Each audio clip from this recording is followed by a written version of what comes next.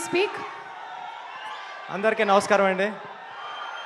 కొంచెం ప్రిపేర్ అయ్యి వచ్చాను, మాట్లాడించండి, ఫాస్ట్గా అయిపోతుంది. Ravi sir, thank you sir. మీ సినిమాలు చూస్తూ ఇన్స్పైర్ అయ్యి ఇండస్ట్రీకి వచ్చాను నేను. నాకు ఫస్ట్ మొట్టమొదటిగా రాసిన కథ మీ కథే. ఏ స్టేజ్ మీద అనేది చెప్తాను నేను. మీకోసం రాసిన కథ నా దగ్గర అలాగ ఉండిపోయింది ఇంకాని. Thank you sir. ఎప్పటికైనా వచ్చి మీకు ఆ కథ నేరేషన్ చేస్తాను. నేను సినిమాలు చూస్తుంటే మా నాన్నమ్మ గారు అనేవారు, ఏట్రా హీరో ఎప్పుడు అందరితో తిట్లు తింటూ ఉంటాడు, మీ క్యారెక్టర్ని ప్రతి క్యారెక్టర్ సినిమాలో ఉన్న క్యారెక్టర్లను తిడతానే ఉంటారు మీరు చేసే అల్లరి పనులకి. నానమ్మ ఎన్ని తిట్లు తిడితేనే జనాలు అతను అంత అలా పొగుడతారులే, ఏం పర్లేదు అని చెప్పేవాడిని. మీరు ఇంత పెద్ద స్టార్ అయ్యారు. ఈ ఇరుముడి సినిమా టైటిల్ నుంచి కూడా చాలా పాజిటివ్ వైబ్ ఉందండి.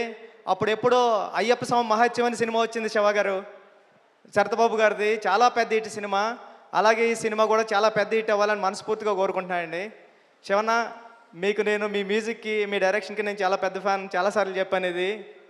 ఈ సినిమా కూడా మీ కెరీర్లో చాలా పెద్ద హిట్ అవ్వాలని మనస్ఫూర్తిగా కోరుకుంటున్నానండి. జీవి ప్రకాష్ గారు, మీ గురించి రెహమాన్ గారు చాలాసార్లు చెప్పారు పెద్ద జరిగేటప్పుడు. మీరు చిక్కుబొక్కు చిక్కుబొక్కు రైలు ఆ పాట ఉంది కదండి, దాంట్లో చిన్నపిల్లవాడు పాడతాడు కదా చిక్కుబొక్కు చిక్కుబొక్కు రైలు అని. ఆ పాట పాడింది జీవి ప్రకాష్ గారే.